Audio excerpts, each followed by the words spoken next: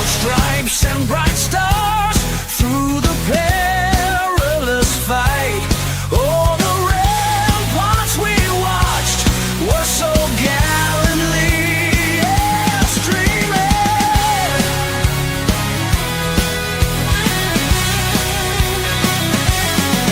And the rockets' red glare, the bombs bursting in air, gave proof through the night that our flag was still there.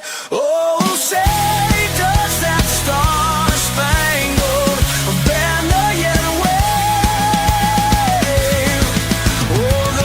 Oh, the land of the free and the home of the brave.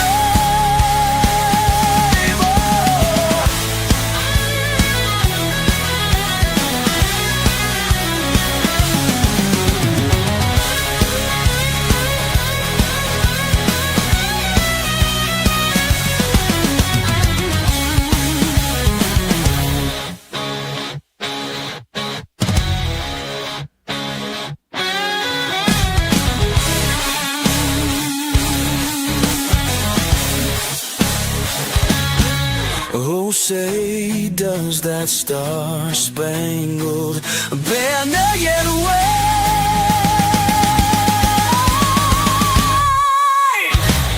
Oh, the land of the free and the home of the brave. Oh!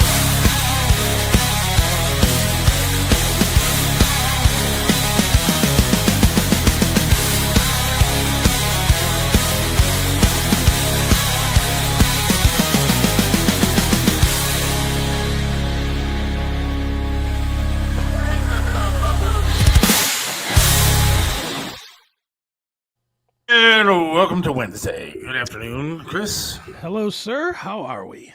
Oh, I am wonderful. This is the Seth Williams Show, of course, with Chris Aiken, and I'm excited for today. I am super excited. I am pumped up. I love talking to Jim. He's a lot of fun. Certainly, he's well respected, well known comedian, and the number of fucks he gives is less than me and you, so that's good. Right, good, because I'll tell him personally that I'm kind of fanboying out a little bit. Sure. Because I'll explain why when we talk to him. Hopefully he shows up. I've been thinking about questions or what I'm going to say or what I'm going to ask or what I want to ask, and I don't really have anything else to talk about today. So, Well, I'm pretty sure he's going to show up because I literally texted with him last night after I talked to you, and he's like, "Yep, got the link, ready to go." I was like, "Okay, cool." So, but yeah, dude, I'm still amazed that he's a fan. Like he was following my other show, Classic Metal Show, and I was stunned because, quite honestly, we beat up on his partner Eddie Trunk a lot on that show. I mean, we give Eddie a pretty good beating, pretty regularly, and quite honestly, so he hit us up and was like, he heard us talking on CMS about wanting to get Anthony Cumia on the show. And so he hit me up and he just was like, "Hey, if you guys need help getting Anthony on the show, let me help out. I know Anthony, I could probably make that go." And I was like, "Okay, cool." Right. And quite honestly, I had a phone call with Neely. I was like, clearly we're being punked here, right? I thought for sure there was some kind of setup to, like Eddie Trunk going like an roundabout way to get us or something. I really did. I couldn't imagine that Jim Florentine was a fan of my dumbness. But it turned out that he is. He listens to the CMS pretty regularly, and and through that and through him, he one night he just texted me out of the blue and said, "Hey, I'm driving from Orlando to Miami or somewhere in Florida. How about if I call in?" And he called in and did like an hour with us, just hanging out. And that's cool. He's great, man. He's really great. And I know people are going to think because he's coming on the show, I'm saying this. His podcast is the best podcast on the web today. It's just the best one. Yeah, I was listening some of it last night. I was like, hell yeah, dude. He's fucking funny, man. Dude, everything he said. And I'm going to tell him this too. His show literally is making me change how I do things. Because I hear him break it down. I'm like, I can't say that anymore. I can't do that anymore. you know. Like one of the things that he says that he just punishes is somebody saying, "All good, bro." I do that all the time. So now I start doing it. I'm like, "Hey man, it's all it's good. It's good." I'm like stumbling over myself not to say it. And then like some of the songs that he picks on, when he picks on the songs and breaks down the words to them and stuff, I'm like, yeah, why do I like that song? If nothing else, I'm just going to start stealing from him because he does good content. He does. It's great. So, I mean, I'm looking forward to having on. Hopefully, 4:30-ish is when he's going to. Yes. Mm-hmm. Looking forward to that. I don't know if Tony's coming on today or not, whatever. He's in Arizona, so what the hell is he going to do? He's playing golf, having a good time. So. Yeah. So before the show, I was, of course, on Facebook scrolling around, yelling at people, and stumbled across somebody that said that ChatGPT predicted the next 75 Super Bowl champs. 75? Yeah. Wow. That's pretty good prediction considering that like 90% of those players aren't even born yet. And I will tell you that the Browns have none. Are going to win none. Three Super Bowls in a row. They're going to be a three-peater, according to ChatGPT. Will that happen in our lifetime? No. The years are... So get ready. All right. Maybe freeze your brain or do something. Pull a Ted Williams and do a little... freeze the head. Freezing yourself. 2069, 70, and 71. Oh, good. So let's see here. Carry the one. What are you looking at? 50 years? Just under? So my kids will be middle-aged. Oh, yeah. My daughter will be, she'll be in her 70s. Yeah. About 70. So she could see a winner. Yeah, she could. You and I are fucked, dude. Yeah, we're done. But then again, if they win in the next 3 years, you and I could be fucked. Yeah, that is true, too. If they win this year, we might not see it. Who knows? According to ChatGPT, 2069, 70, and 71, the Browns will three-peat as Super Bowl champs. Okay. Bob's going to be 104. But we have a shot. Yeah. Most of us. Do we have to leave it in our will now that if the Browns win a championship, come out and tell me at my gravestone? I want to know. But doesn't it make you not want to buy tickets now? I mean, if ChatGPT said so, we're fucked. Well, I got news for you. There's reasons other than ChatGPT that are making me not want to buy tickets. Mainly supporting the Haslams. All right, dude, I'm kind of getting old and tired of this stuff, dude. Like everybody's bitching about the Browns moving to Brook Park or whatever, and they're having this big court battle now and all this kind of stuff. And the mayor who's more worried about protecting fucking illegals in his town than his own citizens, is going to worry about the Browns moving to Brook Park. I mean, we're talking about across a fucking block. Like literally across the block is Cleveland proper, and you got Brook Park. And it gets so old hearing about. They put out a memo saying, "Hey, look, the Browns deserve a new stadium." Well, they do. I'm sorry, they're an NFL fucking football team, and they may not be very good, but they're still an NFL team, and you got to keep up with the rest of the NFL. They do deserve is the right word. No, they do. And you know what? You know who else is a part of the Browns? The fans. The fans are as much a part of that organization as the team or the owners or the coaches or whatever, because the fans are the one paying for those tickets. Absolutely, I think the fans deserve a new stadium. Of course, we start talking about the shitty old Browns, and John Drake has to chime in. But he's chiming in the right way. He's not renewing his season tickets. Good. Why not? Because they were 3-14. He's not a fan. That is an obvious not a fan right there. How do you call yourself a fan, John, if you don't buy your season tickets? You don't re-up. Forget Be a fan. that. Have some faith. How about prove your worth? If you bought tires, if you went to Walmart and bought tires and only 3 of them stayed inflated, would you go back to Walmart and buy more tires? Or would you buy them somewhere else? I know that if I'm going to Walmart, I'm going to get a certain kind of tire, and most likely they aren't going to last as long. You live in Cleveland. You understand that once you move here and you live here, that your teams are most likely going to fucking suck. Nope. All right? You see, you can't say that anymore. What do you mean? You got the Cavs on the verge of the first seed in the playoffs. The Cavs, you lost got 4 in a row. You got the Indians as a borderline contender every single year. Well, You got the Crunch going for the finals. You got 3 teams that are all capable of winning it all. The Guardians and the Browns. The Guardians have no shot in hell winning, and you know that. They never do. Then the Cavs, they lost 4 in a row on the West Coast. They're going to get bounced. Did they lose last night? No. But they played a They shitty won team. last night?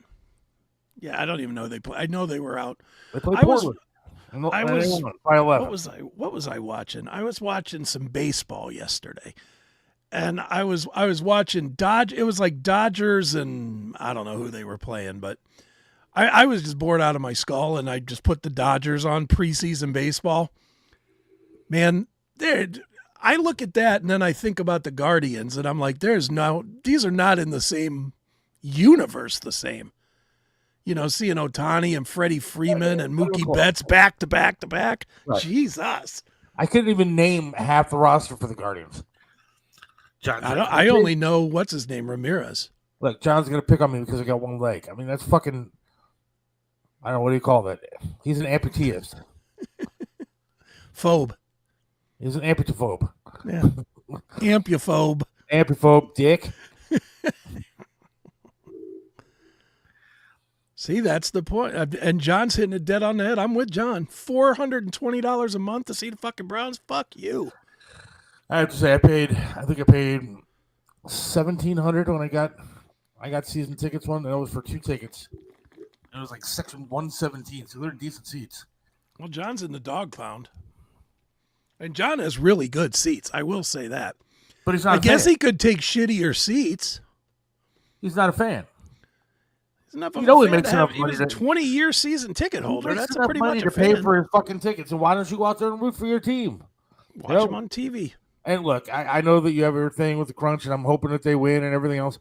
But until you tell me that they won, I will not know that they won. Well, there is that. There won't be a radio station or a TV station that will talk about it. There is that. Believe me, I'm with you on that. So I'm going to have to, listen to you for the update on whether the Crunch wins or not. And the Cavs, I'm telling you, they peaked, and now they're going to go downhill, and they're going to get probably bounced in the second round of the playoffs. See, second round, they'll win the first round. They'll give us false hope. I'm with you. I don't think they're going to win at all. You know how I know this? Because I live in Cleveland. So that's my point. You have to expect mediocre football. Like the other day, I watched somebody posted on fucking Facebook. They put the John Elway Drive up there, and I sat there and I watched like all fucking 12 minutes, whatever they showed on. Right. And it was the most depressing thing known to man. And that can only happen here.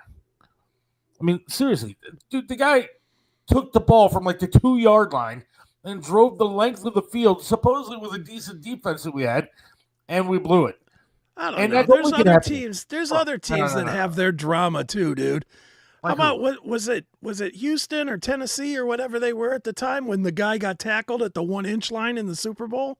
Okay. Lost the Super Bowl by 1 inch? They made it to the Super Bowl, didn't they? Yeah, but that's worse than that's got to burn. What about the Bills? The Bills made it to the Super Bowl 3 times in a row and lost. Okay, I understand, but I still Still they made haven't it- won. They made it to the Super Bowl. Yeah, but that doesn't mean We anything. didn't even skip the Super Bowl. If we So we make have it a to the Super Bowl champ- and lose 10 times, that's not going to feel any better than we do now. And I'll tell you, I'll be honest with you, in my opinion, these championship games that we won back in the day, back before you and I were born, we weren't even a fucking sperm in the testes. Oh, I of our don't count daddy. those. I mean, how do you count that? And then on top of it, I don't like it because we had a fucking guy who likes to beat women and throw them off of balconies as our running back. Oh, the greatest player of all time likes to beat women. Fuck him. He liked hitting stuff. He did. Other players, women. Other players, women, yeah. Probably cars. Whatever. The man knew how to throw a shoulder and a punch. Oh, yeah. He had a lot of practice at home. That's right. Why do you think he was such a good running back, running from the fucking cops after he hit his wife? Probably would have knocked out Ali if you fought him. Knew how to throw a punch. Absolutely. All I know is his wife should have had dinner on the table. That's it. Yeah, I was going to say, what the hell she do? She didn't make dinner on time. My goddamn practice ends at 6:30. How does the joke go? What do you tell a woman with 2 black eyes? Nothing. You done told her twice. Yeah, that's right.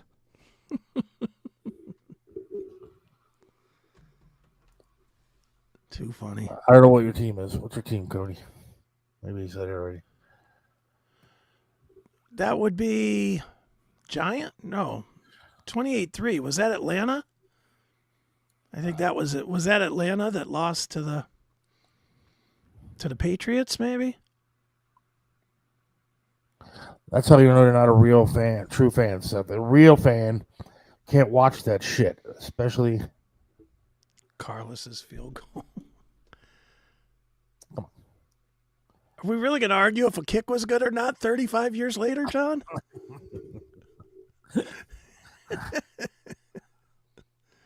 It's depressing. It's depressing living in this town. But again, you know it's going to happen. You know it's going to be mediocre football, but you pay for the experience of going to a game. And I'd much rather go to a nice game inside of a dome that's going to be state-of-the-art facilities, probably great, concessions and all kind of different shit to do and eat, and a neighborhood that's going to be fun, and they're going to build hotels, restaurants, and shopping around it. I'd much rather go to a game there than go to that shithole downtown where it's not safe at all. Hell, I'll take it in Brook Park as it is now. Put it in Brook Park now and give me a couple of strip clubs to go to after the game. I'm happier than if I have to go downtown. Give me a pizza and a remote control. That's all I need. Because I sure ain't going to give the Browns any money. If that makes me not a fan, so be it. I ain't giving them a penny. And you know what? I'd rather go to, I don't know, Cleveland Browns Stadium in the Dome to see Metallica or some shit like that than to have to drive to Detroit to go see them. Now that I agree with. That I do agree with. But again, that's stupid. If you want to see concerts in Cleveland again, it has nothing to do with if we have a dome or not. It has everything to do with that fucking guy, Danny Wimmer, that keeps booking everything in Columbus and then saying that nobody can play within 100 miles of it. It's a joke, man. It's a joke. It's terrible. The concert scene here is unbelievable. It's unbelievable to me that here in Cleveland we can't get a good show. Well, what happened? Because we used to get them all. I know you're going to say that it's this contract bullshit, but I mean, it is just it. I mean, concerts used to come here all the time, dude. I mean, when I worked at MMS and you worked at MMS, there were concerts everywhere. I mean, one of the reasons we love being downtown, I would stay downtown. Sure. And just sit in the studio because you could just go to a concert over the. No. Well, I mean, back then dude, a huge part of it is the Wimmer stuff. But the other part of it, too, is that it's just not convenient to go downtown. Look at how many great shows go to Blossom. It's a terrible venue, but it's a terrible venue for us. But for bands, it's a great venue. It's convenient. It's easy. It certainly has a nicer backstage area than Rocket Mortgage Fieldhouse. Or what? I'm sorry, Rocket Arena. Rocket Arena. Whatever it's called today. It's been 2 weeks. Time to change the name again. I mean, it's just a more convenient place. Cleveland's not convenient anymore. Plus, who wants to go? I'm surprised as many bands go to Detroit as do, because that's a dangerous area. It's a dangerous area. It's a nicer stadium, though. It is a nice stadium. I went there for Metallica and Pantera year and a half ago. Last concert I did see one concert up there. I saw Audio Slave. Okay. At Ford Field? No, it was Fox Theater or something like that. Okay. It was like right across from like the field and everything. Yeah. It was really cool, dude. I mean, it was a great. I mean, they have some good venues up there. Here we used to. The Odeon was a fun venue to go to. What? I don't know why that place never. But it was, why did it pick up? Why didn't it pick up when they reopened? Did they just book bad shows or something? Maybe they booked bad. Plus, there's nothing else to do down there. What else are you gonna do? Yeah, that's true. But I loved the Odeon. The Odeon was fun. I mean, if you got in 3 minutes before a show started at the Odeon, and you had to stand in the very back because it was packed. You could still see. It was still great. Yeah. I mean, it wasn't that you could still see. You still were within about 30 feet of the 40 feet of the stage. It was great. I love the Odeon. Peabody's. I loved Peabody's. That was Same. all right. Peabody's was fine. You know, everything was good. I loved going out to Billy's clubs when Billy had the Revolution and when Billy had the Hi-Fi or whatever. Yeah. You know, I like that. I even like the Winchester. Sometimes I don't like it as much anymore, but I've never been there, but Winchester's a pretty good place to see a show. The only problem with the Winchester is like the band is standing on the floor and so are you. I think the riser's like 2 inches high. how did Billy fuck up those clubs? I don't think he fucked them up. I think he sold them. I know he sold the Hi-Fi to that girl, to that lady. And Revolution, I think he sold Revolution because that was when he was in warrant. So he wasn't around enough to run it right, and it was, you know, getting crazy. I could tell you some crazy stories about the Revolution. Oh, boy. Get a lot of people in trouble telling those stories. Really? Dude, there was one night in particular, I was whipping out 20s and saying, all right, ladies, you take off your top and dive into that melted ice tub. And you start making out with her. And I mean, now you finger bang her. I mean, I was just like throwing money. And there are a lot of people that me and you both know that were at this night. Really? Yeah, I could tell some stories about one of the, I'm not even going to say the name of the club, but there's a pretty big club in town. But I've seen some pictures in the basement of that joint. Sure. Of like rock stars, like some really big stars, dude. Especially, you know, my era stars. Sure. Doing some fucking shit in the basement of the. Oh yeah. They might go to jail for. Well, I know. I'm pretty sure they would definitely go to jail for. Some of the stuff that I saw pictures of, I'm like, holy shit.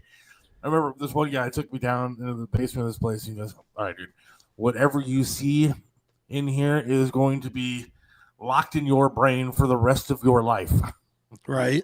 I was like, come on, man. I can't not tell this story on the air sometime in my life. It's like, never. I said, okay. See, I tell all mine. I don't care. I just don't care. I'll leave people's name. I'll leave the alleged innocent out sometimes, but yeah, my problem is, you know, we still know the owner of this club, and okay, and so, you know, I don't want to. It's still sure, you don't want to trash them. It's an open place, and I don't want to, you know, get anybody in trouble. Well, it's hard to prove it now. 35 years, it's just I know. shooting the shit. But, yeah, one of my favorite memories ever at the Revolution was, I don't know, did you ever meet Billy's first wife? No, not Leah, but the one that, she was 14 sides of crazy. Really? She was hot, but she was fucking nuts. And I remember one night Billy used to do this heavy metal karaoke where like it was him and his band would play live and then you could get up and sing, you know, and it was like you were in the band, man. And Matt and I used to be the sponsor of it. Like it was kind of like the Metal Show presents heavy metal karaoke. Yeah. So we were in there one night and there was just nobody wanted to sing. So Billy sent her over to me to get me to sing. And I was like, you know, I'm just not feeling it. I hadn't been drinking or nothing. I was just kind of there. And Billy and his chick's like, come on. You could get up there and sing. Go up there and sing. Billy needs the help. I was like, nah, I don't think so. And she goes, what about if I fucking rub my tits all over your face? Will you do it then? And I was like, yeah. And right there in the club, not like in the back room or anything, literally in the club, she pulled up her shirt and stuck her tits in my face.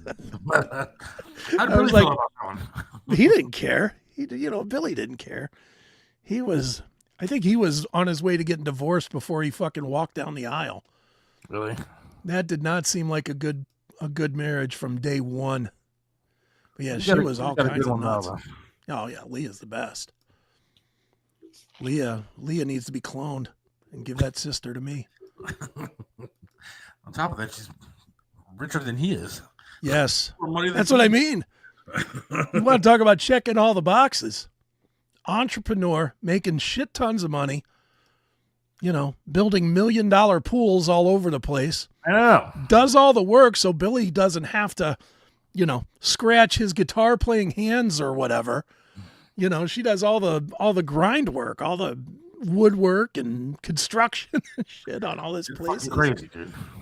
And Billy and Billy just shows up. Billy better never blow that one. Holy cow. Still doing the food truck thing. Yeah. Although I saw a post from, I think his partner. I was not a happy camper, but I didn't want to start a fight with him. I'm starting to fight with fucking everybody still. Well, Todd is out. Todd's not part of the food truck really? anymore. So you could start a fight with him. All right, yeah. Well, isn't he still doing this tough thing with Billy? Yeah, but that doesn't matter. But yeah.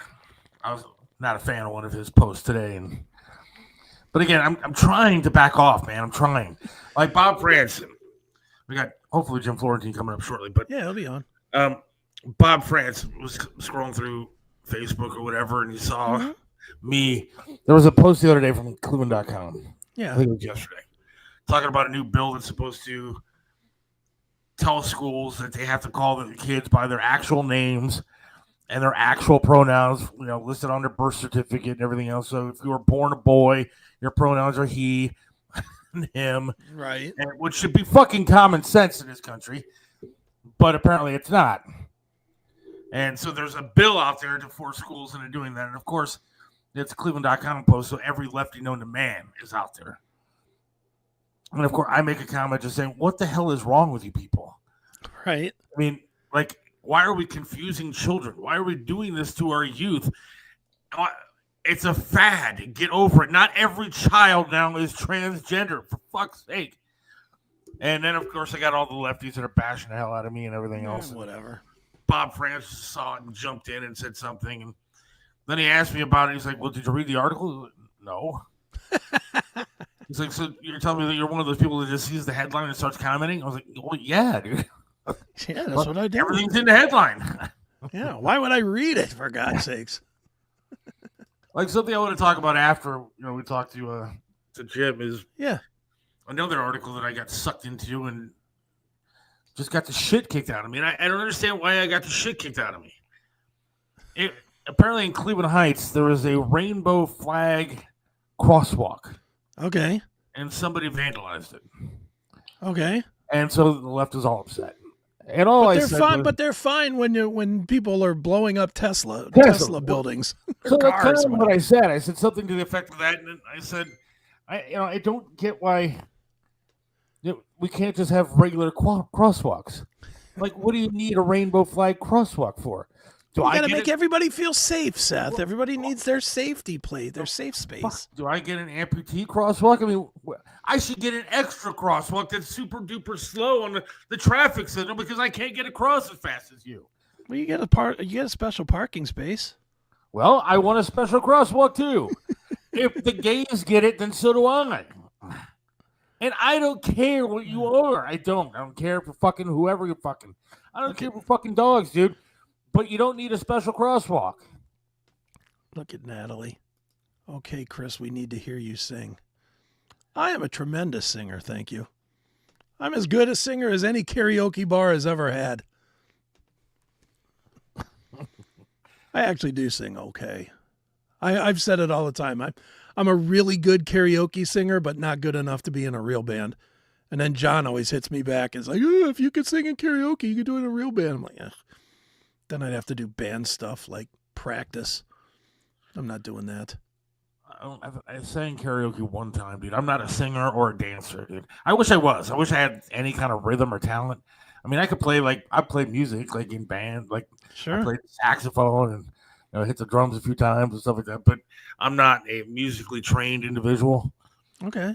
Nor can I sing. But I want to dance. I wanted to be able to like dance cool and sing and shit. I can't. And I'm just I'm good at literally nothing. I can't even put on a girdle right, dude. Let's just be straight. Did you try again? I have tried again. It did not work. But the only time I ever sang karaoke was I did New Kids on the Block at a fucking bar. Okay. And that was back when I used to drink these foo drinks, dude. I used to sure drink blue drinks and margaritas and shit. So I was basically a chick, dude, sitting at a bar singing New Kids on the Block Drinking margaritas. It was just fucking dumb, but I'm just not good at that. Dude, I karaoke. I'll do karaoke all the time. Drives my friends crazy because sometimes I'll do like crazy songs that I just can't do, but I don't care. Why not? Well, there we go. There's Jim Florentine. Look All at right, that. one topic is off limits. I do not want to talk about the girdle thing. Oh no, we're talking about that. We don't have to talk about the girdle thing. All right, You want to play a spot and then bring him on? Let's probably take a break real quick and then. Okay. All right. Well, hang tight. You got it. Because I don't. I'll play it. We'll play one quick spot and then we will bring on the great Jim Florentine. So hang tight, everybody. We'll be back. When disaster strikes, we come together. Here at Mario's Barbershop, we've turned our passion into purpose. As Hands to America, a 501c3 nonprofit, we're on the ground helping those hit by hurricanes, floods, fires, and tornadoes, right here in northeastern Ohio and nationwide. But we can't do it alone. We need your help to keep this vital work going. Your donations, whether it's cash or vehicles, can bring hope to those who've lost so much. Join us in making a real impact. Every donation fuels relief efforts and helps rebuild lives. Call us at 844-864-2637 or locally at 216-520-1977 or visit us at handstoamerica.org to see how you can help. Hey, right back here on the Seth Williams Show with Chris Aiken. Sorry for leaning in. I can't fucking see a goddamn thing today. I'm trying to see like the texts that are coming in, and they're coming in a little fast and furious, but I can't see anything. So I'm going to attempt to bring on Jim Florentine if I can see him at the bottom of the screen. The great Jim Florentine joins us now. How are you, sir? What's going on? My picture's all Jim? fucked up. What's up? All right, so I know Chris is your friend and stuff like that, but I got to say that I admit that I'm kind of fanboying out a little bit. Like I'm slightly gay for you right now because just the way that I am. Like literally, I became a functioning alcoholic because of you. Well, like I always say, it's never a hot chick that's fanboying. Never. Well, Like if I was a gay dude, I'd have AIDS 15 times already. My wife and I used to sit up at night, literally watch that metal show, just fucking drinking until we passed out. I mean, it was like the greatest time of my life. It was years that I'll never get back, but I thoroughly enjoyed it. So thanks for coming on today, man. No, I appreciate it. You need to be fucked up to watch it, the way it was shot and the way the edits and the cuts and all that. All right, Jim. I'm gonna start this off by attacking my partner Seth here, and maybe not. Maybe you'll say this is a good thing. Ah, come on, dude. He bought this man girdle to try and hide his man tits. Gay or not gay? I don't know. Well, if it's not seen, see, it's under his shirt, so no one knows he has it. Look, the ad says women can push them up, men should be able to push them down. And so I want to be able to push. I'm pushing like 320 maybe. And so I want to be able to push down the tits, suck in the belly a little bit, and look a little bit better for women, I guess. Yeah, look, if it's underneath his clothing and no one knows, I get it. Look, if there was a thing where my bulge could look bigger, I would buy it. And I would stick it in there, and I'm like, oh, this is good. Maybe some chick in the front row sees it. And she wants to talk to me afterwards. But so I would be self-conscious if I had two big man tits too. But I don't know if I would buy that. No. I saw it on Amazon for like $20, and so I had to go for it. And I can't get. Yeah, they also sell dildos that you can get pegged with for $20 on Amazon. I bought those too, but I figured. Well, Jim, as you know, I am a huge fan of your podcast, and I tell it on every single show that I do. I talk about your podcast, man. It just makes me laugh every single week because you are like all the rest of us. You hate everything, and you realize that everything sucks. So talk a little bit about your podcast and talk about if there's anything that you do like. Well, that's why I told you when we connected a few months back, that's why I got turned on to you guys, you and Neely. I found you guys on YouTube. I'm like, these guys hate everything. They're fucking complaining. They're trashing everything. I'm like, this is great. Because you don't find that programming. You really don't. Everyone's trying to be nice on podcast. Everyone's nice, a little light ribbing. No one really takes a chance on calling anybody out. So, yeah, my podcast is basically the fans will, if they know stuff that I hate, and they'll send emails and go, I'm sure you're going to hate this, and I just comment on it. Right. So mostly everything on social media, pretty much. But you know what it does is it makes me realize what a faggot I am a lot of the time. I mean, half the time you're like, oh, listen to this fucking song, and you'll be like playing a song. I'll be like, I kind of like that song, and then you'll break it down. Why did he say this? Why? And I'm just like, oh my God. Well, look, some of those lyrics from the 80s are silly. And if we broke down the metal lyrics from the 80s, they'd be silly too. So it's easy for me to pick apart. No, some of those songs I used to like back in the day. Sure. I was a DJ at that time in the 80s, and I was, DJing weddings and in a club and shit like that. So I had to play that stuff. And it was MTV at that time. So whatever was on there, you were fascinated by. Mm-hmm. But now when you listen, like, I know one of the bands that we like to pick on CMS is Loverboy. And not necessarily because the songs are bad, but it just always sounds like Mike Reno's just about to cry. He's always like, when you look into his eyes, it comes to you as no. So it's like, shut up, you fag. He always sounds so whiny. Yeah. There's actually a couple, like, I got to admit, there's like a Take Me to the Top, and there was one other one I didn't mind by Loverboy. Right. But then all the rest are just like, ugh.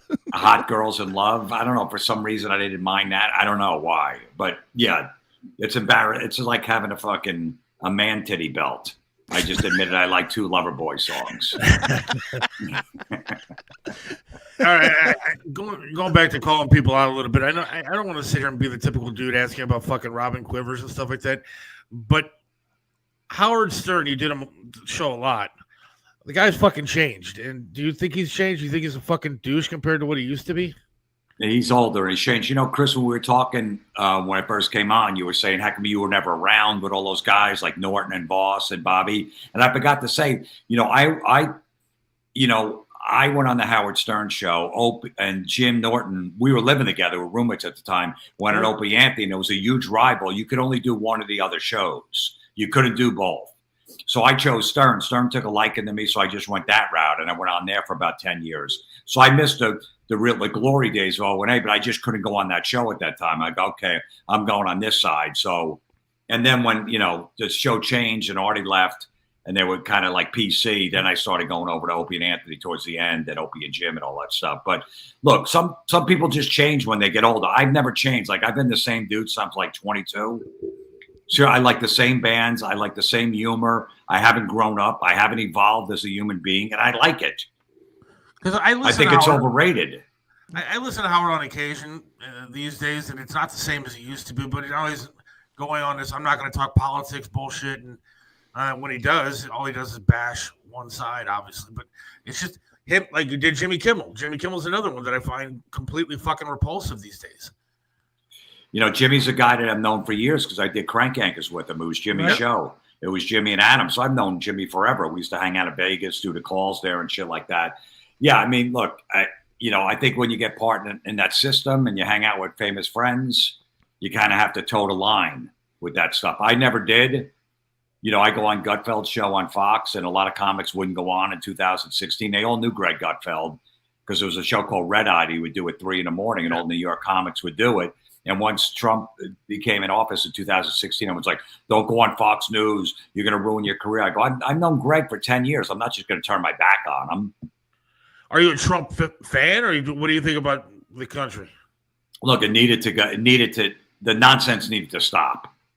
So it's good. I always tell people, I go, look, they had 4 years, the last 4 years to do their nonsense. Now the Republicans do their nonsense in 4 years. And you come somewhere in the middle.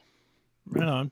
Yeah, no, look, I mean, I like money, and I like to, not pay 50% of my fucking taxes. I'm out there still busting my ass, and fucking I'm paying for people to stay home. So that annoys me. So I lean conservative, definitely. Right on. Dude, what do you think? And this is one that I will say because I know you know this guy. If you want to dodge it, dodge it. What do you think of Burr these days? Because, man, that dude has taken the hard left, the hard, he went from being so edgy to just licking the corporate balls, really. One thing about Billy, he always takes the opposite angle on things. Like he never takes the easy take. So he'll always go opposite. So that he's always been like that. I watched his last special and it's really good. Like he says the word faggot in the special. Right. He's making fun of gay people and shit like that. So in his special, he's not really, there's a couple bits in there he does, but he does like to ride, both sides and stuff. He's got a little, look, you want to get publicity now, you got to say shocking shit. And he's all over the place. His special was coming out on Hulu. He's not on Netflix anymore. So, he knows. So I say outrageous shit. Half the people are going to like. I don't think he's lost any fans over it. Like he's still going to sell out arenas. I don't think it's going to be 6,000 people instead of 17,000. Right. Yeah. Do you think we've gotten out of that cancel culture kind of mode? I mean, back a few years ago, everybody was canceled for being if they were a comic. You think we're kind of moving away from that? You could kind of say what you want now. Yeah, I think so. I think it's at that point. It got so crazy that even the liberals were getting canceled and like, hey, we're just because I said this. I was like, yeah, well, you guys started this shit. It's all because of you. You guys started it, and now it affected you, and now you have a problem with it. Yeah. Well, and the thing is that what ended up happening, at least in my opinion, just as somebody that goes to comedy shows, the ones that stayed edgy grew. The ones that didn't, the ones that conformed, where are they now? You're not hearing about any of them anymore. And people that you heard of even like 2 years ago, where are they now? Yeah, I've never been that. I remember years ago, this comic's like, hey, man, I have an agent. He says, don't be edgy anymore. That's not what the industry wants. I'm like, fuck. I go, you're going to listen to him? Who gives a fuck? Talk about what you think is funny. And that guy never went anywhere. He's still just floundering. It's just like, just do what you think is funny and just stick the course and see what happens. Who knows? Maybe something doesn't happen, but I'm not gonna sell out to just to try to, try to meet them in the middle. Cause you try to meet anyone in the middle, you're just going to be mediocre. You ever been in front of an audience that was pissed off at what you were saying? Oh yeah. Constantly. Every week. Yeah. Especially in New York. I love going to clubs. Like I'm in New York City this weekend. The crowds are between like 22 and 30. They have no idea who I am, which is good because then you know if the jokes are going to work. Because you perform in front of your audience, they give you a lot of leeway. Right. So I like doing that, and then also trying to relate to kids from 22 to 30. And sometimes you piss them off. I go too far, but I like riding that line and seeing how far I can get away with it. But it's a good exercise to do for me. Sure. Did you, I guess now it's probably not the same, but even again, 2 years ago or so, did you find any problems with club owners not wanting or trying to guide you a little bit and say, hey, this is, we're not going to talk politics, or we're only going to talk this level of politics, and we don't want this on our stages? I never ran into it because once you're the headliner, you could pretty much do anything. Okay. But if you're the first act, the MC, or the feature act, they'll tell you, hey, don't curse, don't whatever, be dirty. But once you get to the headline, you can pretty much do what you want. But I know that I went in clubs afterwards and someone was talking politics, some liberal on stage in Florida, and the crowd's booing them and walking out and shit. So I don't talk about politics on stage, but right. Once you're the headliner, you can pretty much do whatever you want. Right on. Go ahead, Seth. What's it like doing Gutfeld? It's a show I watch literally every single night. I'm assuming it's taped, probably after he does like the 5, I'm assuming. But is it fun to be there? Is it a good atmosphere? It's great. Greg's he tapes right after the 5, at 5 to 6, at 6:05 we tape Gutfeld, and it airs at 10 that night. And you tape it to time, so he takes basically an hour with the commercial breaks, whatever. So it's not that much editing for him and stuff. Now, Gutfeld's a great guy. Like I love it because he's awkward, and his humor's really dry, and he loves to bust balls, and he could take it too if you want to bust his balls. And it's amazing the audience that he has. It's insane how many people watch that show, which is funny Chris, I get a bunch of band when I was on the Monster Rock cruise. Right. A lot of band members like, man, we see young Gutfeld. We got to keep it quiet, but we're secret. You know, I'm like, oh, good, you're one of us. He's like, yeah, we're one of us. I'm like, nice. Because, well, I was going to say that seems to be there's a shift in the country that's going on right now because, Gutfeld is beating guys like Colbert and guys that are been notoriously number one for at least the past few years, and so there seems to be a shift in the country. Do you notice that as you travel? Yeah, I think. Well, you had to be quiet if you were Republican for a long time, and then all the nonsense between 2020 and 2024. You're just like, yeah, too bad, and everyone started coming out. It was almost like like gay people coming out of the closet. They were coming out of the closet for Trump, and you were allowed to say it, and people weren't going to get mad. And now teams are going to the White House. Oh, sure, I'll definitely go to the White House before they wouldn't. Right. So. It's a good. It's like I have probably 30% of my friends are extreme liberals and 70% are conservatives. I hang out with all of them. I don't care. We just don't talk politics. I got no problem whatever your politics are. I really don't. That's what bothers me is that Hollywood seems to be this fucking liberal love fest, and they don't realize that half at least of their customers are people like me who want to vote for Trump or want to, but they still want to go out and see a good movie. I'll never spend another fucking nickel on a Robert De Niro movie no matter what. I mean, and it shows in the box office. Snow White, Robert De Niro's movie, they fucking bomb because they're woke. No, I know. It's just that, can you imagine like Robert De Niro's in a new mob movie and I don't know anyone that saw it and completely tanked? Yeah. He did $3 million. I'm sure he made more than $3 million. Yeah, I mean, he's like, I have a theory about these guys like Alec Baldwin, Robert De Niro. There's a few other guys from New York. They actually think because Trump got in office that they could have been. They were big time guys in New York City, and they're like, hey, man, if that guy could have done it, I could have went that route. So they're jealous of him. That's why they hate him so much. But meanwhile, the thing with Hollywood is if tomorrow the head guy in Hollywood was Republican, they would all turn Republican. They'll just do whatever they need to do. The whole Hollywood become Republican. All of a sudden, that was cool to do, and it switched. And everyone would be like, yeah, build the wall, all that shit. They're all phonies out there. Mm-hmm. But listen, when you go on Twitter and you put Trump's, stepping on the Constitution, he's ruining our country. Oh my God, what are we going to do for the next 4 years? You'll get rolls when casting directors see those tweets and see that shit that you put on social media. So that's why they do it. Yeah, but why will they get roles when then it turns around and the movies don't make any money? Well, because then what now they're doing is they're trying to take all the woke shit out. They're trying to just make it like just a regular series with there's not a tranny, there's not a gay couple, right? All that stuff. They're trying to, so they're trying to do that because they realize nobody's watching that stuff. Like that show Reacher on Amazon Prime. Yeah. Mm-hmm. Yeah, that's pretty much just a straightforward kicking ass, almost like an 80s Schwarzenegger just beating people up, being a wise ass. Like there's no woke shit in that. And he bangs one of the chicks every season, which is great. Right.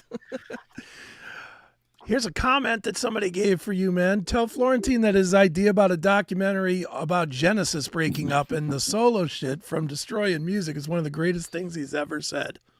I should fund that. I'll go to Phil Collins. I'll buy him a new chair so he can sit in. And I just want to go. My first question: what the fuck were you thinking about with Susu Studio? Explain yourself. Yeah, he has a lot of those. Take me home. I don't remember.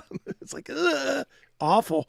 And you know what? He always tried to be funny in the videos, like he would sing out of the drumsticks instead of the microphone. Oh, that's hilarious.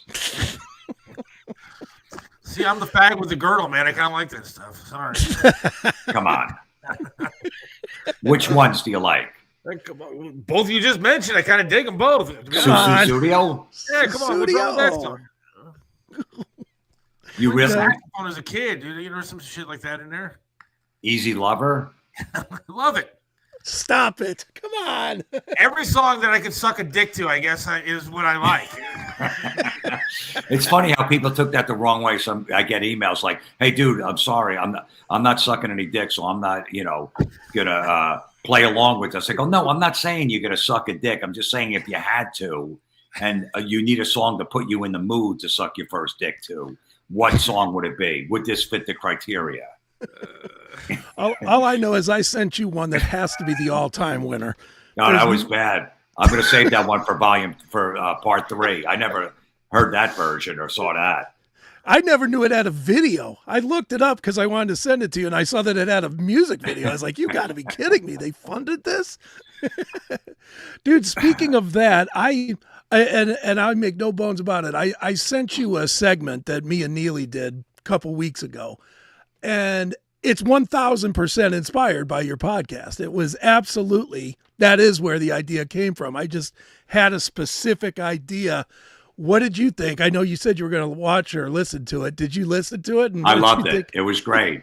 Like, it was funny because when Neely was first listening, he's like, she's trying to make a joke there, I guess. You're like, no, but it's terrible. Like, so he'll get into it at some point, but he was like, yeah, all right, I guess I see what they're doing. Like, no, and you're like, no, it's awful. Right. So, Seth, no, it's great. Look, anyone that could call out shit on social media, just dumb shit that people post, the more the better. The more the better. Seth, you probably hate this segment, but it's called, what is it called? Just so you have a bumper for it is great. I know. I made the video and everything was with the gay guy sitting on the couch. It's online. What is it? Online fans acting like faggots is what the segment is called. But and what it's based on is, I just went into, and it's shocking. Jim, if you ever want to steal that one for your show, please do. Because if you go into any band on Facebook, I don't care who they are, most manly band you can think of, Metallica, Pantera, whoever, Cannibal Corpse, you go into their fan groups on Facebook, every goddamn post is just gayer than the next. It's all man love or just, you know, I mean, you saw some of the stuff I was posting about. Yeah. God isn't as cool as John Petrucci. And it's like, what? Oh, yeah. Stop. I think these people, look, we're both huge. I'm not sure about you, Seth. We're huge music fans and stuff like that. But I don't, at some point it's like, okay, just like the songs. Like I've never seen those Facebook groups, so I don't even know what's written in there. But yeah, it's embarrassing. It's like, yeah, of course you could be a fan. You could bond with somebody. You could talk about the fucking inner workings of a rare Judas Priest record, but you don't need to go, how could you say Rob Halford's not God? It's like, come on, we're not fucking in high school anymore. Yeah, I was a rock DJ on MMS here for over a decade. Oh, you are? I was, and now I'm into politics on radio. When were you on MMS? What years? 90. I started as an intern in 98, and I was on there until almost 2010. I guess. So were you on what Alan Cox show and Rover and all that? Oh yeah. I know Alan and I know Rover. I know them very well, actually. Yeah. Do you know Chad Zumach? He was on.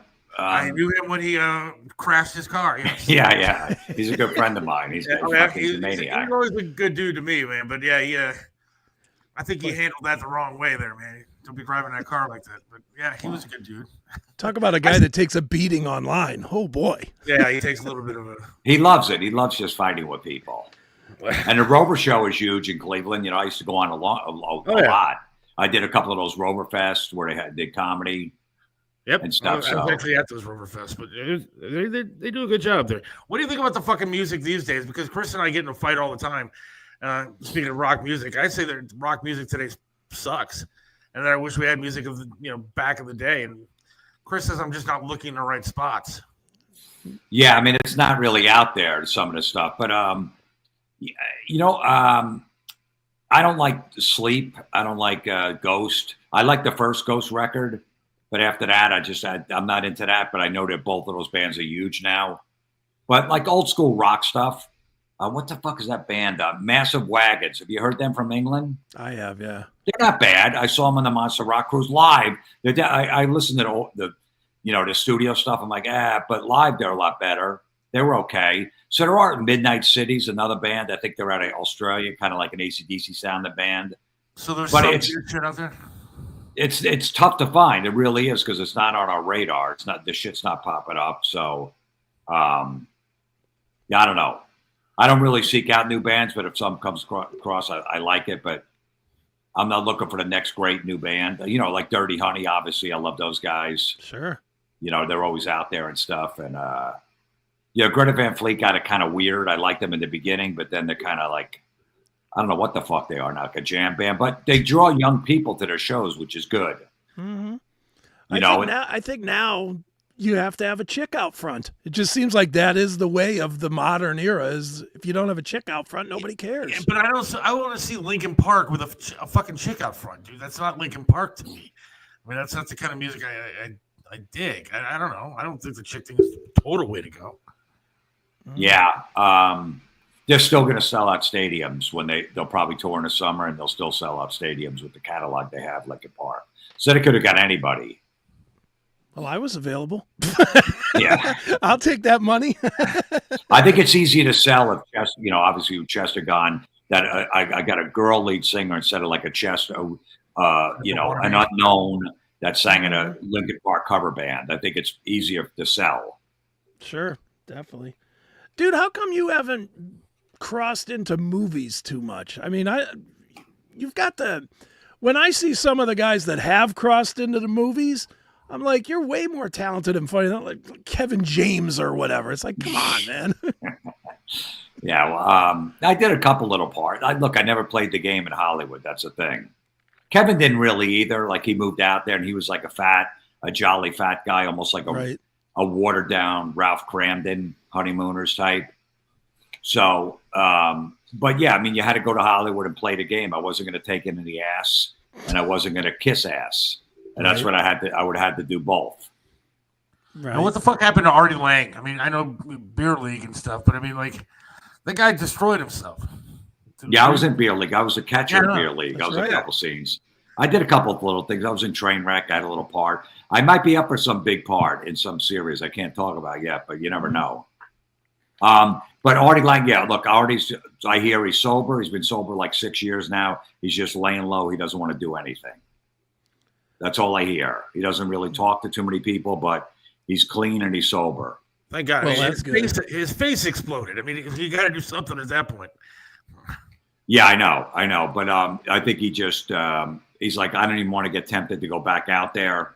When you're on the road, I used to open for him all the time, do shows with him, and even when he said, "Listen, I'm sober," I'm sober 32 days, and then people would come to the show knowing that and be handing him drugs. Yeah. Sending shots up on stage to him, beers, everything. They didn't give a fuck. They would give them to me to give to Artie, and I was like, yeah, and I would just throw them in the garbage. But they were always so Artie knows that's still out there. There's still scumbags that will do that. Right. I think I know the answer to this one. I'll put this up though. Anyway, is Florentine going to be in the Eddie Trunk documentary? Yeah, they interviewed me, Don, and him to talk about that metal show. Okay. So I know there's a guy following him around or whatever. So right. I don't know if I'll get cut. I know we bust his balls all the time, but is that metal show? Is there still talk about it? I mean, I know he said every week on his podcast, he's like, yeah, I hear it every day. People still talking about it. People do really talk about it. Like, my son's always fascinated by that. He goes, okay, here comes this guy. This guy's definitely going to ask if that metal show's coming back when he's walking up to me. And they do. It is crazy that my manager that lives in Hollywood, who used to rep like Robin Williams, Billy Crystal, been around forever. He's like, I've never heard of people asking about a TV show coming back. And I've been in the business 30 years like this show. Right. But I'd say no. Would you want to? I would definitely do it. Just because the scene is so different now. Somehow I can't see you, Eddie, and Don talking about Dorothy or whatever. I just don't see that working. Yeah, that's what you have to do because these guys are dying off. So there's really, doing less and less touring and stuff. But we'd have to mix in both the younger, Wolfgang and those kind of people on. But I would definitely do it. I mean, there's just not a lot of interest for it out there, this kind of music. Right. And, everyone's doing it on the internet too, on YouTube, and everyone's got shows and stuff like that. So people could find that stuff, whatever. Before all this, when that metal show was on YouTube, people weren't really doing shows. Right. Not so much. So now everybody's doing it too. So that kind of takes away from the format. Look, we were just lucky to get that shit, and it just kept going, and nobody gave a fuck at VH1 Classic. Like nobody even ran that network. We pretty much, so they just kept it on because there was no other original program, and we were actually getting people to watch that channel. Right. So we had a good run. I mean, every season got picked. I'm like, holy shit, we're doing another one. This is fucking beautiful. It's going to end sometime. I know it. Because the people that were working on the show had no idea about anything, a little about how to produce TV, but nothing about metal. So we're constantly fighting. Well, I hate to say it, man. I hate to say it because I know Chris, but I fucking love the show, man. I thought it was a great show, and I would love to see it come back. It is what it was. It's just like, look, it's almost like being in a relationship. It's like, okay, I'm married. I got to go fucking pick pumpkins. I don't want to. Tomorrow night, we're going to go see Sabbath, but tonight I got to go pick pumpkins for my chick. So that's how you do it with TV. You got to I got to meet them halfway. I don't like meeting people halfway. That's why I just go on stage by myself and tell fucking dirty jokes. I know you said you were playing in New York City. Are you going to be doing a long countrywide tour? Yeah, I'm always out there doing shows. Yeah, it's constant. I'm going to Rogan's Club next weekend, the Comedy Mothership in Austin. And shit. So yeah, I'm always out there doing shit. Okay, I always ask the bands because I like to live vicariously through people like you. What's the fucking groupie situation for comedy, guys? I mean, it's over for me. It's over for me now. I had a good little run because the audience is getting older, Right.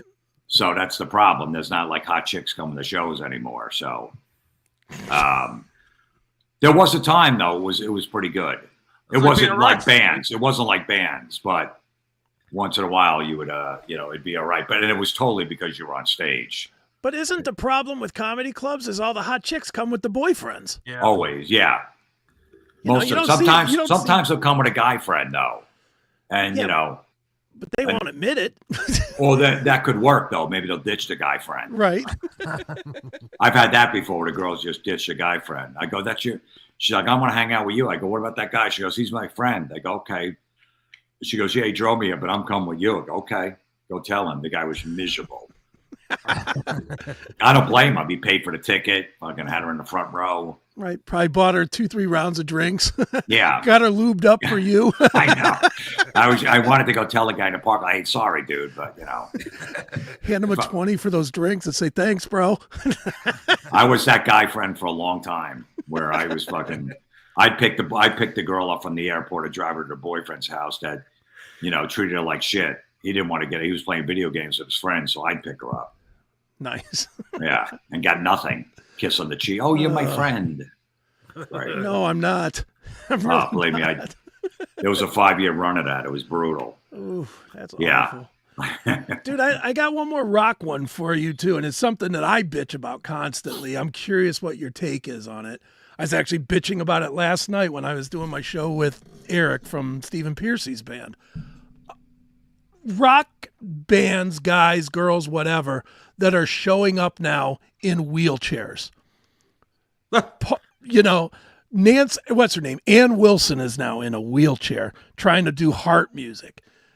I say, if you can't stand up, cancel the shows. I don't care if it's Axl Rose that broke his foot. I don't care if it's Ann Wilson that has cancer. I don't give a shit why.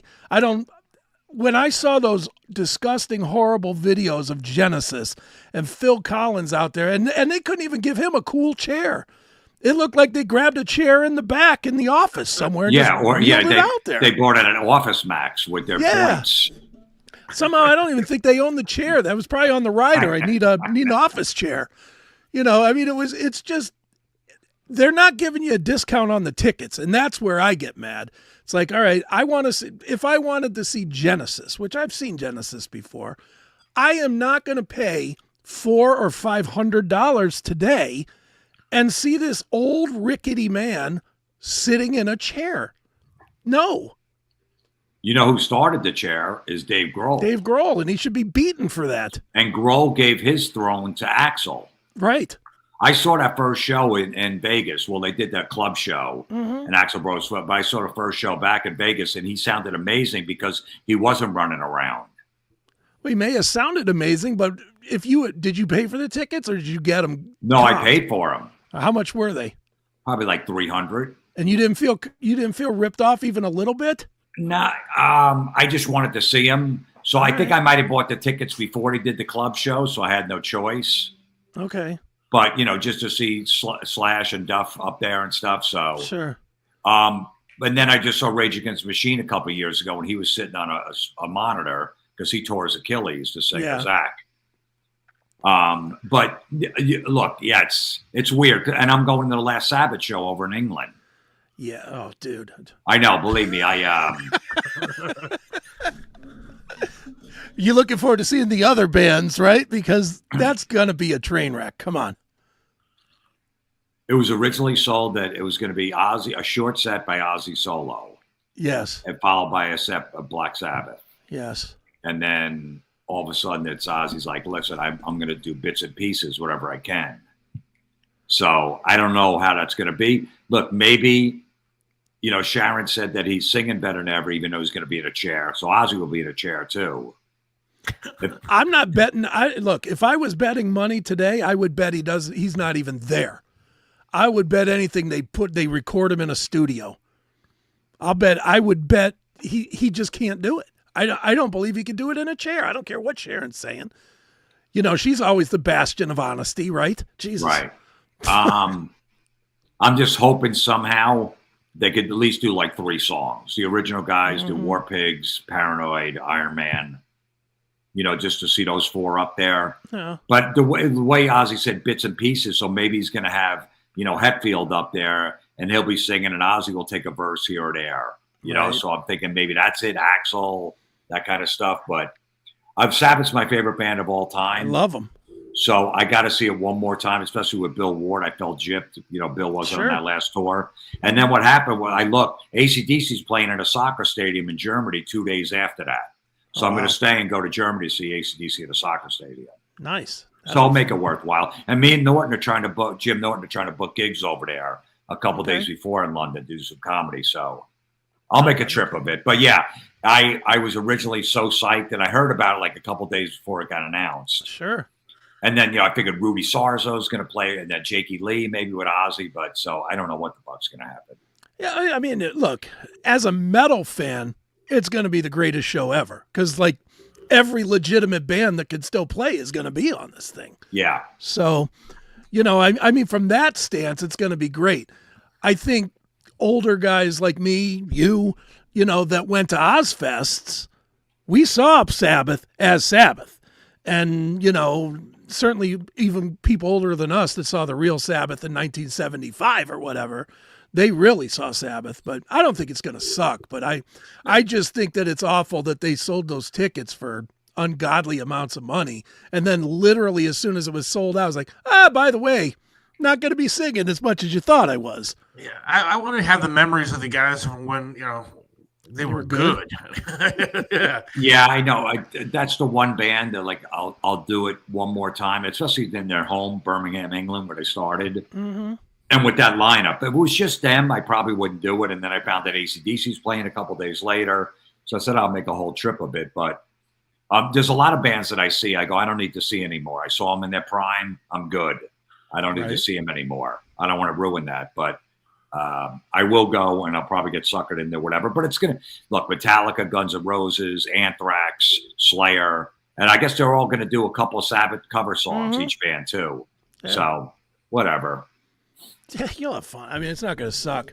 Dude, how many Monsters cruises or cruises in general have you done that are rock related? Monsters, I've done like 5, the last 5.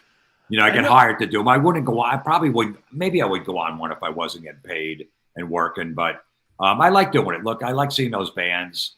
It's fun. They do 2 shows over the course of 5 days, every band. And it's cool just to watch it. And, they have band like Rose Tattoo is one of my favorite bands. I love them. Oh, the fucking Angry Anderson, 78 years old. He's up there with a bottle of Jack Daniels, guzzling, fucking drinking from a bottle at 78. He goes, oh, it's great. His raps in between songs. Over in Australia, we got 2 genders, male, female. I don't know if there's any liberal fucks out here, but that's us. That's the way we roll. Fuck, it's beautiful. Dude, Neely just was on that 80s cruise, the one that, unfortunately Tammy Down's chick died on. Yeah. But he was telling me, and I'm curious if I've never been on the Rock. I cannot stomach that, being locked on a boat with a bunch of drunken idiots for 5 days. Nah, pass. But he was telling me that on that cruise, I'm curious if they do this on the Monsters cruise, and if you've seen it, they have a graduation ceremony for people that are veterans of the cruise. And they literally cap and gown each other and walk across a stage because they're on their second cruise or their third cruise, or then they graduate to alumni after their fourth cruise. Have you seen or heard of this? No, I haven't, but I know they do like theme nights on the Monster Rock cruise. Like you dress like a pirate one night, and the next night's an alien and a cowboy hat. I got on the fucking loudspeaker, and the whole boat like 2 years ago was like pirate night. Yeah. And I said, hey, LA Guns is going to play in this theater instead of the pool stage. Just want to let everyone know. I go, and by the way, anyone walking around with a pirate outfit on, grow up. I go, you actually pack that in a bag to bring on a cruise. Grow up. I have to imagine when that's all going on, you're hiding in your room watching movies or something, right? No, well, most people are like, not too much. Maybe like these theme nights this time, I was looking around because they were like, hey, if you guys can participate, like they're asking me and Don and Eddie, if we guys, like I'm going to fucking bring a cowboy hat. I'm going to bring a special bag to put a fucking hat in because it's cowboy hat night. I go, no, man, I'm good. I'll introduce the bands. I'll do some comedy. Because they made us do like one game show one time or something, and we just stood there and ruined it. You were supposed to be all physical. I don't know, with some moving around. I'm just standing there like this. Just get me out of this. Just write my check, goddamn Yeah, it. I know. Yeah, I'm not. Yeah, I don't know. Those cruises are. Yeah, I'll tell you, but it's when you got like 40 bands on there, Michael Schenker was on, so you could see two sets. You know who's amazing live still? First of all, Tesla. Fucking every time. Another band, Night Ranger, unbelievable. Mm-hmm. Brad Gillis, just a fucking monster on the guitar. It's the original band except for one guy. Yeah, it's who's the guitar? Who they got? Kerry Kelly's the replacement guy. Yeah, right? yeah. You got the original band there. LA Guns is great. Mm-hmm. They're fucking killer. Faster Pussycat, they weren't on this time. They're amazing. So these guys, the bands are still bringing it. And Queensryche. With Todd LaTorre, holy shit! Yeah, he's great. What kind of fans do you get on those cruises? Because that shit costs a lot of money, dude. You're not going to get your average fan. You got to get guys with lots of cash, right? Or is it still a good crowd? Yeah, they sell out. Whatever it holds, the boat. I don't know, 4,000 or 5,000 people sells out every time. They're not rich fucks though. Are they actual fans? Not really fans. No, they're definitely. What is it? Like $5,000 or $4,000 or $5,000. But you're on the ship for 5 days. Food is included. The booze, you got to be separate or whatever. But you see 40 different bands and they're doing 2 different sets. And then you're docking like Bahamas or somewhere like that if you want to get off the ship. I never do because it's just like you get off and they got little shops. Like there's a sunglass hut in fucking, in Haiti. Or wherever. I'm like, I go to the mall down the street for the fucking sunglass hut. I don't need to go to the one in Haiti. I'm going to get I'll get robbed and I got new sunglasses.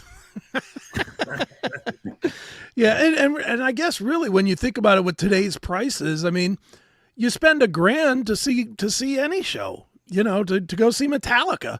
By the time you buy tickets and you park and, Metallica tickets are $300-$400 a hit. Then you park for another $50 to $100, depending on the city that you're in. If you go get something to eat on top of it, you're $600-$700 deep to see one band. Right. So at least for that, you 40. People save up, and then it's their vacation. Yeah, it's their vacation. It's 5 days, and you do whatever you want. There's a schedule, what bands you want to see, all that stuff. And they start at like 11 in the morning, go to like 1 in the morning. Right on, man.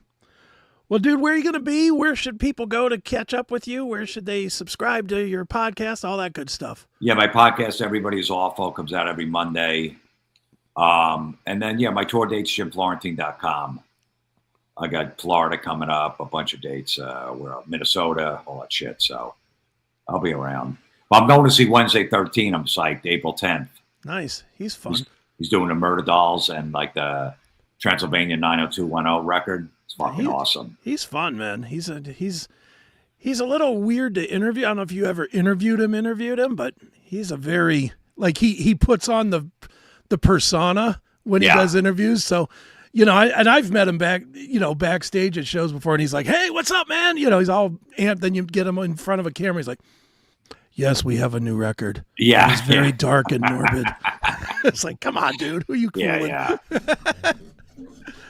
Well, dude, this has been fun, man. It's always fun. You can always come on this one or any of my shows anytime you want to, dude. Doors always open. And thanks for coming on, bro. No, of course. Appreciate it, man. Absolutely. Good meeting you, Seth. So did you get that thing? Did you get the man tits thing yet? I do. I got it, but I can't put it on, man. Why? Because it's fucking too. I bought a 3X and it's too small to get over my head. I'm standing in front of the mirror, like half fucking naked the other day, trying to put this damn thing on. And I must have stood there for a half hour trying to get my one arm through it, much less my fucking head. And seriously, I need like butter, Crisco, something to slide this thing on. I don't know. Tell him he's a faggot. Come on, Jim. Wait, couldn't your wife help you with it? Dude, my wife, I swear to God, this is not a lie, man. I've been married in June. I'll be married for 20 years. She has never seen me with my shirt off other than one time because I had a seizure and they had to cut my shirt off. And other than that, sex, nothing. She's never seen me with my shirt off, ever.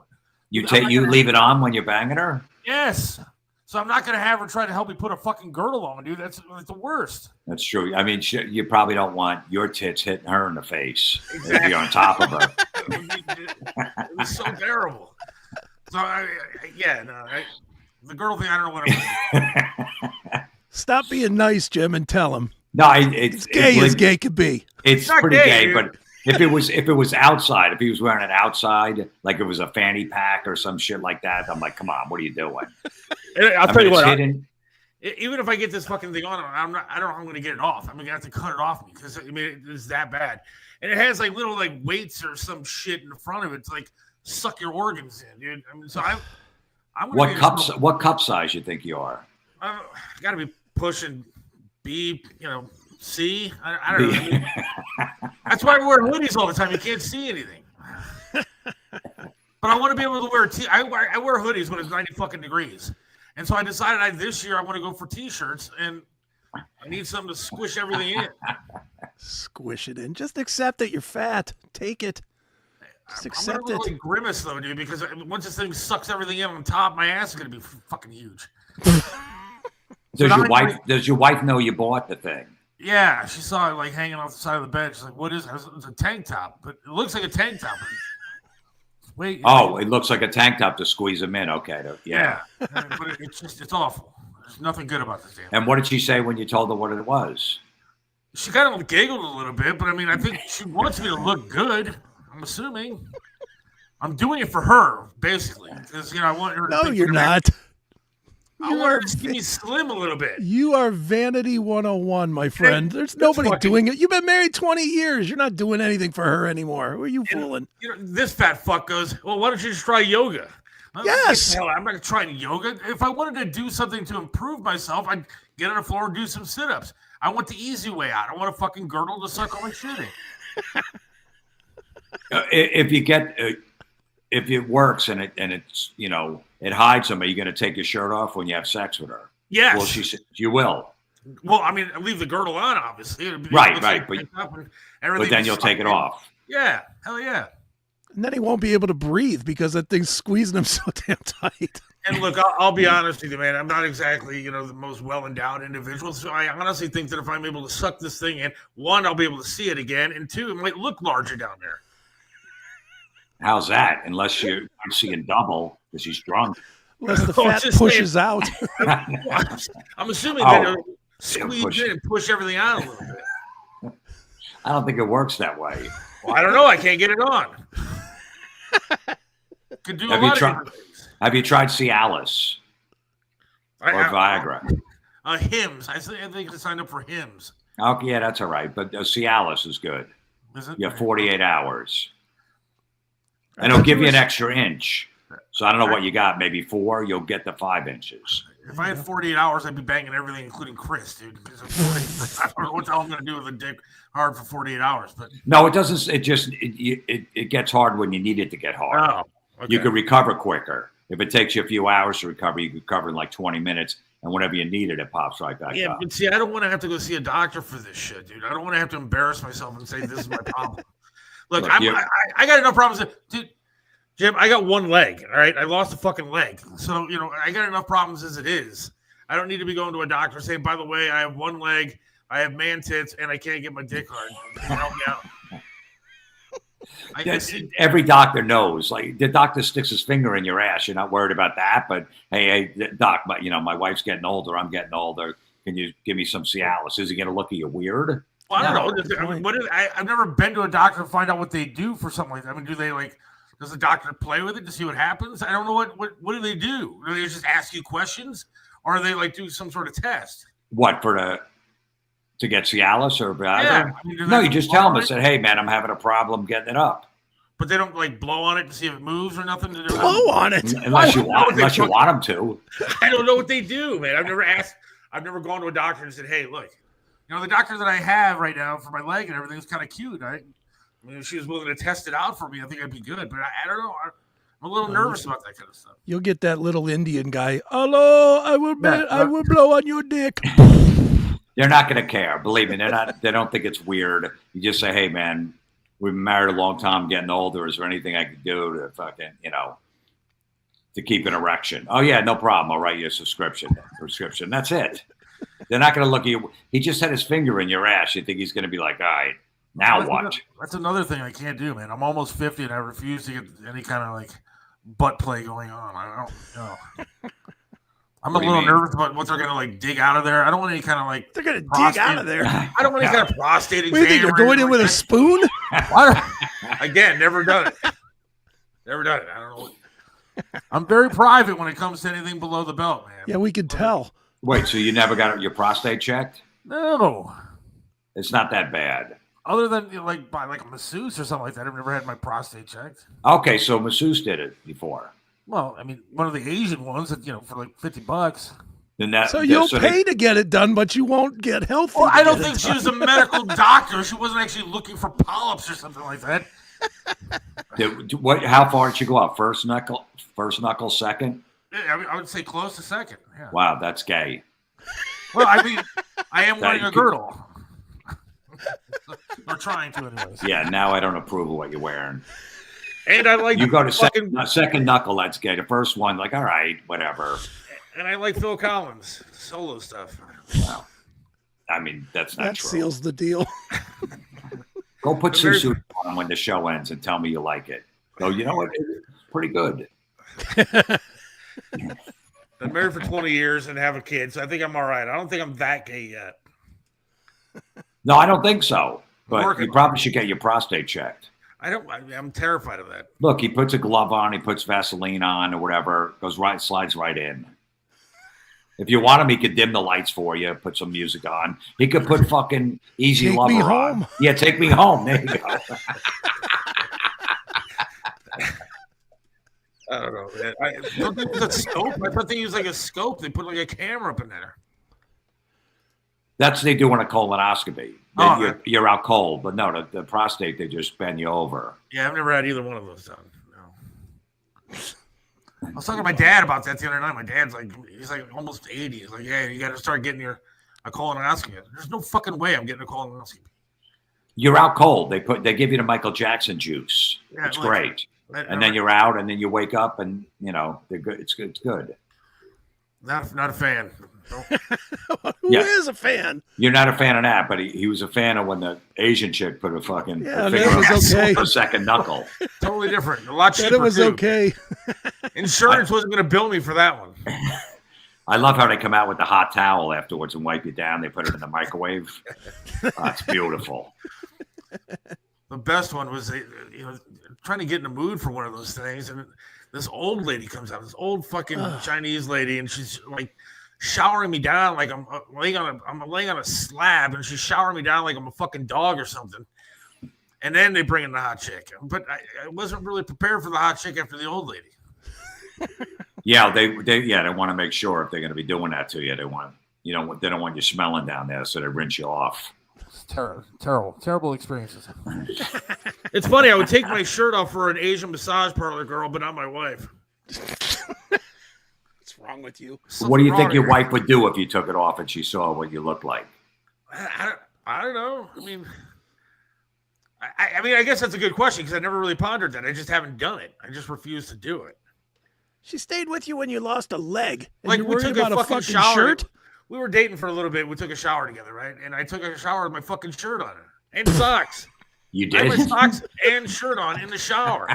Why do I see a new Jim Florentine podcast, the Seth interview? I swear to God, her shower was like a fucking hurricane too, dude. It was like as soon as the water hit you, like bounced off the walls. But I didn't take the shirt off, didn't take the socks off. I never take my socks off in front of her either. Chris is right. If she stay with you with one leg, she's going to stay with you over your man tits. She's not going to care. I don't know. She's not caring. A little self-conscious, I guess. I'm not And by the way, self-conscious. Jim, just so you know, this fucking guy married like 900 levels up. Really? Oh, yeah. Yeah. Yeah, It's absolutely sickening when you see it. Is Beauty and the Beast when you see those two together. Well, because It's here's the fucking deal, scary. man. She met me at a radio gig, and she thought that I actually had fucking money working for a radio station. Yeah. Oh my God, your name is Seth the Barbarian. I hear you all the time on the radio. Blah, blah. Oh, and thought I had money. Thought I had a career. Thought I had some sort of future.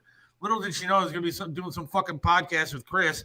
No money, talking politics the rest of my day, and having one fucking leg. How'd you lose your leg? Well, I had diabetic neuropathy to begin with, like in my my foot. But then I was on vacation. I looked down at my shoe that was on the floor and it had a fucking like big ass thumbtack sticking out of the bottom of it. Apparently, it was in my foot, and you didn't even feel it. No, scraping the bottom of my foot for God only knows how long. And so one night my wife came home and I was playing with the remote control. The TV wasn't on. My phone wasn't on, but I was talking to somebody on it. And I got sepsis and I was in a coma for like 3 days. Damn. Woke up without the leg. You know, too bad the doctor, when you were under and took the leg off, couldn't have taken the tits off too. I know. You know what I mean? There. Might as well. He's under. He doesn't know. Yeah, a little lipo. I mean, I signed off on removing the leg. Remove the fucking fat too. Yeah. You're using that scalpel anyway, goddammit. Do a little extra work. Something. Or take part of the leg and attach it to my cock. Nice. That's great. Yeah. All It right, is what it Jim. is, man. Well, good luck with Appreciate it. everything, man. Thanks, man. You too. And you know, doors always open, man. Anytime you want, anytime you Yeah. got something to promote, doors open, man. I appreciate it, Chris. Yeah, definitely. All right, brother. This is awesome, man. All right, Thanks, take man. care, man. All right, talk I'll to see you you. guys See ya. later. Later. There goes Jim Florentine. Good dude, man. How was that for a good hour? Good quick hour. Yeah, it was fun. Didn't even ask him about fucking Robin. But No, didn't need to. No, he can go. He's fun, man. He's a lot of fun. So yeah, I appreciate him spending that much time with us. yeah, because I asked him for a half hour. And obviously, he kept right on going. Yeah. Well, that was fun. That was Wow, good. we're already done. Yeah, it's amazing. It's time to. It's Minds Do time. we have any comments here, or should we read them on Minds? We'll read them on Minds. All right. Thanks everybody for joining us today. God willing, we'll talk to you on Monday. Yep. I know there'll be a lot of news over the next bunch of days, so we will talk to you then. If you are signed up for Minds or want to sign up for Minds, minds.com/Seth Williams Show is the way to go. Yes. I know Jim has a Patreon page. Maybe we should do that. Yeah. I don't even know what that is, but I listen to his podcast. It's fucking hysterical. It's hilarious. Do that. Subscribe to his podcast, and you'll figure out where the Patreon page is. But join us over at Minds right now. God willing, again, we'll talk to you next week. Thank you, my friends. See ya. See ya.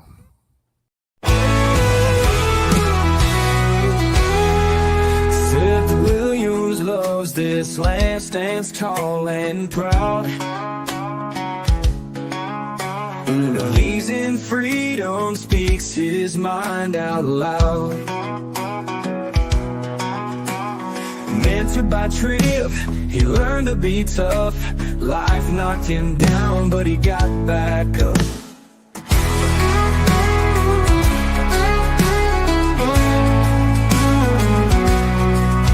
Lost a leg, but he's still strong and true, chasing dreams under skies of red, white, and blue. Voting for Trump, he shouts it clear. WTAM tried to bring him down, but he's still here. In the heart of America, Seth takes a stand. Against the tides, he defends our land. Liberals call him crazy, but he don't care. He's got the spirit of an eagle, soaring high in the air. Hates LeBron James, won't wear that crown. Prefers hard work and blue jeans in this town. Radio waves try to shut him up, but Seth keeps singing, filling that cup. From the small town streets to the mountain high, Seth sees the flag waving, reaching for the sky. He keeps on fighting with a rebel yell, for every fallen soldier and the stories they tell. In the heart of America, Seth takes a stand. Against the tides, he defends our land. Liberals call him crazy, but he don't care. He's got the spirit of an eagle, soaring high in the air.